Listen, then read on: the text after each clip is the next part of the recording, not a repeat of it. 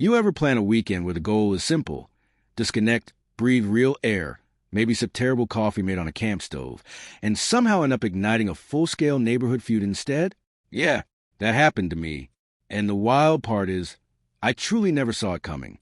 At the time, I was 42 years old, about 15 years into my career as a civil engineer, land development, zoning headaches, environmental planning, the glamorous grind of permits, regulations, and paperwork no one else wants to touch. I made solid money. My wife and I lived comfortably, but we weren't showy about it.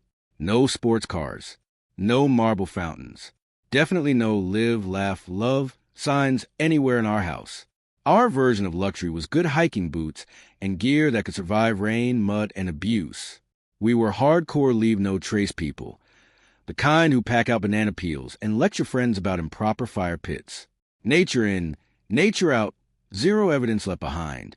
So when we started talking about buying a small retreat property, quiet, wooded, far away from HOA newsletters and people measuring grass height with rulers, I was immediately sold on the idea. And that's when I noticed a lot.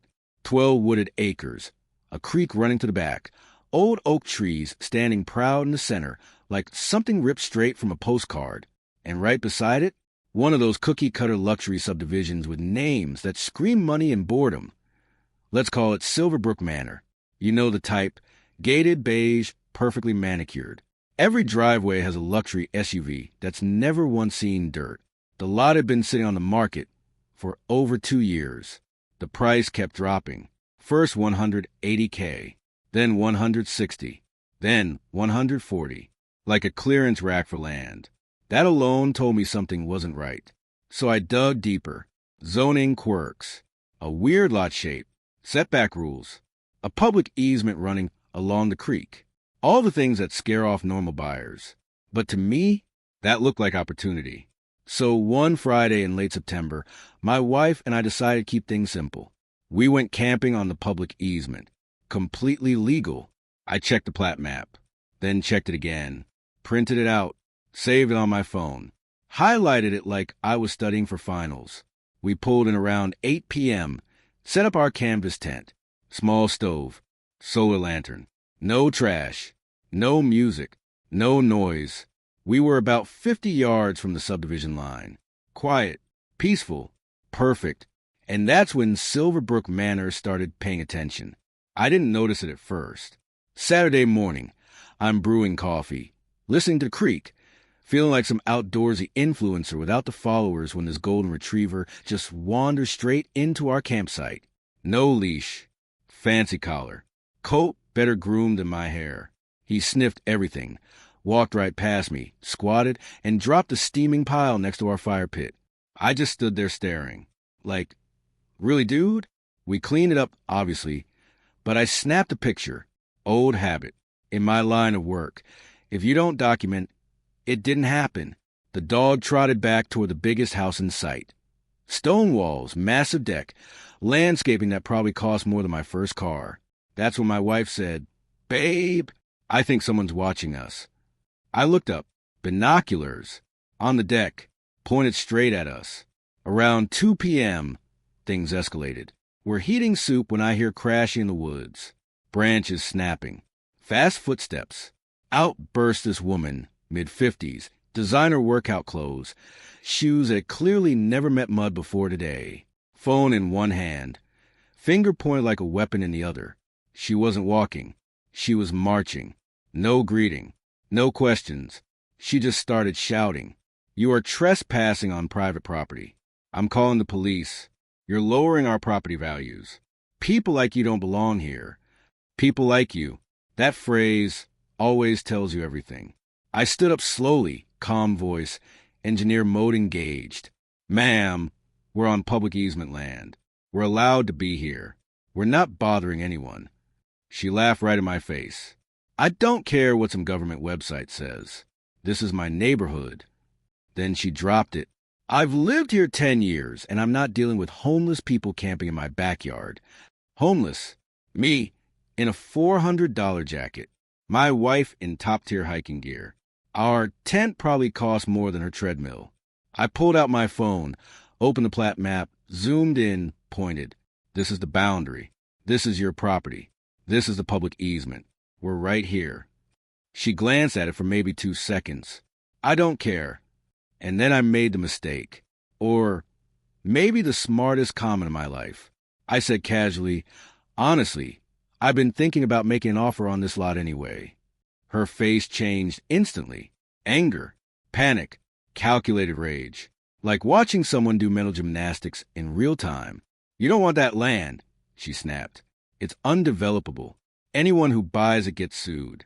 The HOA will make your life hell. HOA. Interesting. I asked, what authority does your HOA have over land that isn't in your subdivision? No answer. Just, we have ways. That's when she called the cops and told them there were transients threatening her. 30 minutes later, a deputy showed up, middle-aged, tired eyes, already done with everyone involved.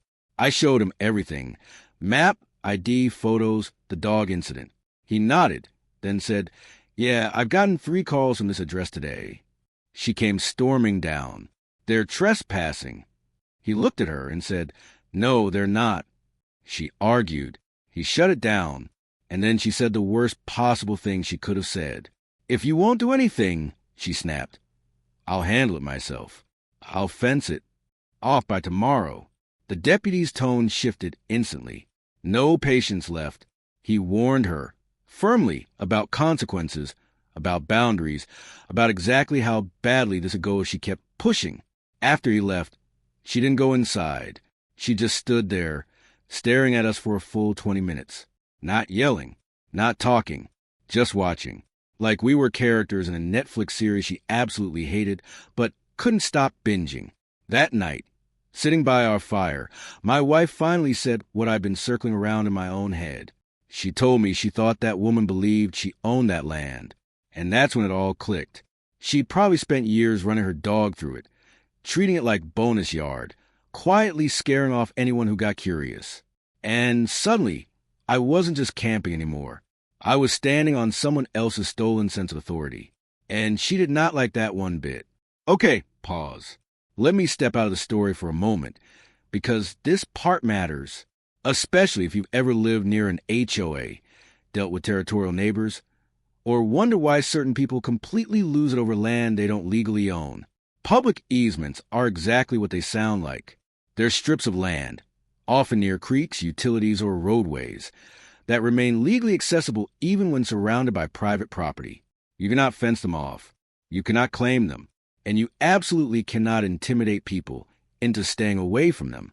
From a legal standpoint, what she was doing, letting her dog roam freely, treating the land like her backyard, confronting and threatening visitors, that's called informal appropriation. It's when someone behaves like they own something long enough that, in their mind, it becomes theirs. Not legally, emotionally. And that's where it gets dangerous. Now, let's talk HOA psychology for a second. There's a mental trap that people in high-end, rural-heavy neighborhoods often fall into. They start believing that order equals control. They follow rules. They enforce rules. They monitor everyone else to make sure those rules are followed.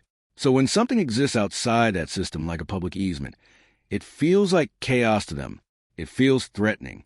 She wasn't angry because we were camping. She was angry because we were visible proof that she didn't control everything. And when people who crave control realize they don't actually have it, they panic. They escalate. They call authorities. They threaten. They lie.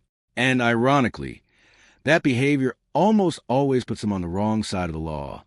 The lesson here is simple. Knowing the rules doesn't make you weak. It makes you untouchable. And without realizing it, I had just become her worst nightmare. Someone who knew exactly where the lines were and wasn't afraid to stand directly on them. After that weekend, we packed up, drove home, and on the surface, life returned to normal. Work, meetings, emails, permits, coffee that tasted like regret. But in the back of my mind, that woman never really left. Her voice, her threats, that smug little "we have ways," it all kept looping. So Monday morning, I started making calls. Real estate agent, title company, county records office. No emotion, no drama, just facts. And the more I learned, the clearer everything became. The land belonged to an elderly couple. They'd inherited it. They didn't live nearby. They'd been trying to sell it for 2 years. And every single time someone showed interest, suddenly they'd hear about neighborhood resistance, legal complications, HOA issues. Buyers backed out again, and again, and again. Funny how that worked. By Sunday, I was back out there with a GPS unit, walking boundaries, taking photos, mapping slopes, checking soil conditions.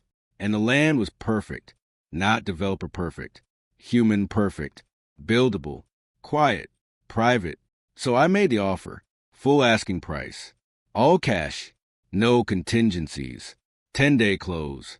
My agent called me and asked, "Are you sure about this?" I said, "Yep." The sellers accepted that same afternoon. I didn't even tell my wife the full plan until the paperwork was signed. When I finally did, she just laughed and said, "You're about to teach someone a very expensive lesson." 2 weeks later, I drove back out with my surveying gear, and there she was, standing in her yard with her dog, watching. She saw my truck and walked over confidently, smiling like she'd already won. "You can't be here," she said. "The camping is over. This land's been sold." I smiled. "Yeah," I said, pulling out the deed and handing it to her. "It has..." I pointed at the signature. "I'm the new owner, and you're trespassing." Silence. She read it, then read it again, looked at me, looked back at the paper. Her brain was buffering. This is a joke." "Nope." Then came the rage. "You bought this just to spite me," she screamed. "No," I said calmly. "I bought it because it's a good property, and because I understand the law." Over the next few months, I built everything carefully, legally, precisely. A 6-foot privacy fence along the subdivision line. Survey markers every 50 feet. A gravel access road. A pole barn. Motion lights. Cameras. Every permit pulled. Every inspection passed. Every signature signed. She called everyone. Code enforcement, health department, fire marshal, EPA. They all showed up. They all checked. And every single one of them left. Satisfied. One time she claimed my access road was going to flood her basement. The county engineer came out, took one look, ran the numbers, and told her the opposite was true, that my road actually improved drainage because her dog had been eroding the land for years. That one felt poetic in a way I can't fully explain. The fence went up first, and suddenly there was no more free-roaming dog, no more bonus backyard. She had to use a leash. You could tell the dog didn't understand what had changed. He'd stand there whining at my fence like, "Bro, why did you put a wall on my bathroom?" Then came the pond, right where he used to go. Fully permitted, environmentally sound, native plants, genuinely beautiful. She tried to stop that too. She failed again. Then winter hit. Construction slowed. Spring came back around. The house went up, framing, roof, windows. By summer, it was finished. A modest ranch home. Nothing flashy. Just calm, quiet, and completely blocking her view. The final touch was a sign. Private property. No trespassing. Violations prosecuted. Petty? Maybe. Effective? Absolutely. We started staying there on weekends. Wine on the deck. Creek sounds in the background. Birds. Silence. Sometimes she'd stand at her fence and watch. Once, I raised my glass. She went inside and shut the curtains. But she still didn't stop. Garbage bags started appearing at our gate. Anonymous complaints. Fake noise reports. Our cameras caught everything. So one Saturday, I printed it all out, photos, reports, timelines, and walked up to her door. She tried to shut it. I held up the folder and told her we were either going to talk or I was filing harassment charges. We talked. Her husband was there, and you could see the moment it hit him. He didn't know. He didn't approve. He didn't want this. After that, the harassment stopped. Silence. 18 months later, a developer called and offered double what I'd spent, plus the construction costs. We sold. On the way out, I told her they were building homes. Her face fell. 2 years later, Creekside Estates opened. Property values went up. She moved away. And that little 12-acre lot turned into one of the best investments of my life. Not because of the money, but because I took back something she thought she owned without ever legally buying it. Now, this is usually the part where people expect me to say something like, and that's why karma always wins. Or, never mess with an engineer. Or, that bullies always get what's coming. But honestly, that's not the real lesson. Not even close. This was never about camping. It wasn't about a dog. It wasn't about property values. It was about control. That woman didn't wake up one morning and decide to be a villain. She built that identity slowly. 10 years living in a gated community. 10 years watching rules get enforced. 10 years seeing people comply. 10 years feeling important because she knew how things worked. And somewhere along the way, she crossed an invisible line. She stopped seeing the neighborhood as a place to live and started seeing it as territory, something to manage, something to dominate, something to protect from people who didn't look, act, or live like her. From a legal standpoint, that mindset is incredibly dangerous because the law doesn't care about your feelings. It doesn't care how long you've used something. It doesn't care how loudly you complain. Ownership is paperwork. Access is written. Rights are documented. And if you don't have those things, you don't have power. You just have noise. According to standard procedure, every conflict like this has two possible paths. Path 1. You panic, you back down, you leave, you decide it's not worth it. That's what she expected me to do. That's what had worked for her before. Path 2. You get calm, you get informed, you get patient. You document, you verify, and you play the long game. That's the path I took. Not because I'm brave, but because I'm stubborn and I read the rules. This is a psychological trap a lot of us fall into, especially in high-pressure communities. We confuse familiarity with ownership. I've always done this. I've always walked here. I've always used this. So we assume that means we deserve it. But deserving and owning are not the same thing. And when reality finally corrects that assumption, it hurts. Now let me flip this for a second, because some of you watching might be thinking, okay, but what if I'm the one who's scared? What if I'm dealing with someone like that? Then hear this clearly. You don't win by screaming. You don't win by retaliating. You don't win by becoming just as toxic. You win by being boringly correct, by having receipts, by knowing ordinances, by understanding easements, by learning what your HOA can and cannot do, by reading the fine print no one else reads. Because once you do that, bullies lose interest. They thrive on chaos. They hate structure. They hate paper trails. They hate people who don't react emotionally. That's why everything changed the moment I pulled out that plat map. Not because I was smarter, but because I was prepared. And here's the part nobody really talks about. I didn't beat her. I outlasted her. I didn't destroy her life. She did that herself. By escalating, by doubling down, by refusing to admit she was wrong, by treating every disagreement like a war. Eventually, even her own husband couldn't defend it. Eventually, the system stopped indulging it. Eventually, she had to leave. And that's how most of these stories end, not with explosions, but with exhaustion. So if you take anything from this story, let it be this. Real power is quiet. It looks like knowledge. It looks like patience. It looks like folders full of documentation. It looks like showing up calm while someone else melts down. It looks like building something better instead of burning something down. And sometimes it looks like sitting on your deck, sipping wine, watching the sunset on land someone once swore you didn't belong on.